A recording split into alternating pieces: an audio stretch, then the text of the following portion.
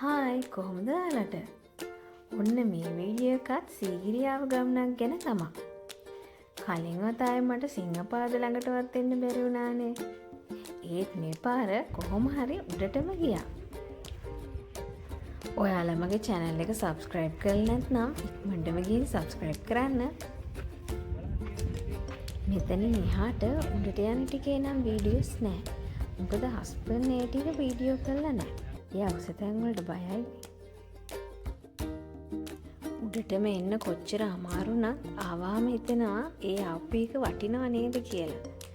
ඒ මේ ලස්සන view එක නිසා. ගොඩක් අය සිංහපාදේ ළඟට ඇවිත් නතර වෙනවා. ඒත් මම නම් හිතාගත්ත කොහොම හරි අද නම් උඩට යනවා කියලා. ඒ නිසා මං හස්බන්ඩ්වත් එක්කගෙන කොහොම හරි උඩට ආවා. ඔයාලා මගේ ට්‍රින්කෝගේ වීඩියෝ එක බලන්න නැතිනේ.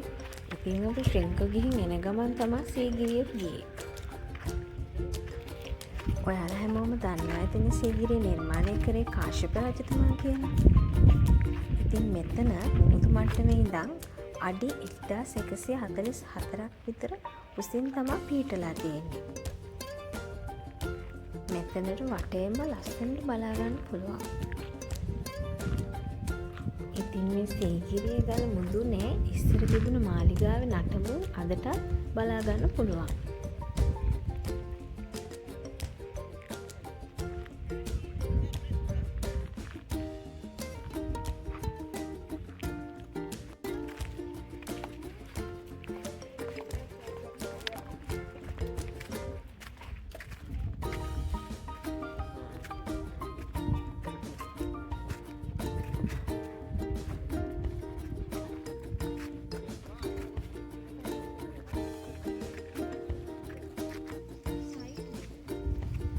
ඔන්න ඔය පහලින් පේන්නේ අපි ආපු පාර තමයි.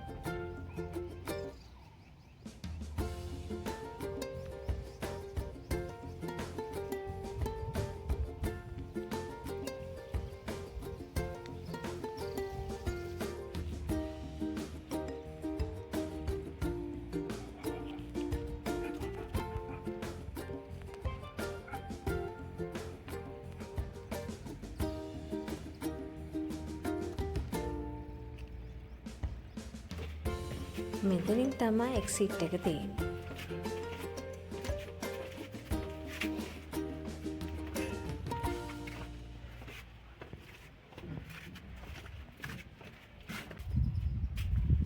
මේ තියෙන්නේ කැටපත් පවුර. ඕගොල්ලෝ අහලා තියෙන සීගිරි ගීත ගැන නැත්නම් සීගිරි කුරුටු ගී කියලා.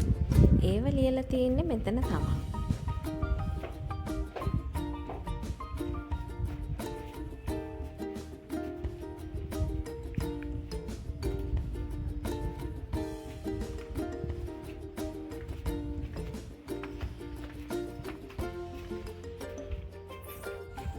මෙතනින් දිගටම ගිහිල්ලා අර ඔයාලට ඈතින් පේන පඩිපෙළෙන් උඩට නැග්ගහම සීගිරි බිත්සිතුවම් බලා ගන්න පුළුවන්. සීගිරි චිත්‍ර නැත්තම් සීගිරි පිටු සිතුවම්. එතන නම් වීඩියෝස් කරන්න, ෆොටෝස් ගන්න දෙන්නේ නැහැ. ඒ නිසා මෙතනින් එහාට අපි වීඩියෝ කරෙත් නැහැ. ඔන්න මං කකුල පැටලෙනවා දැන්.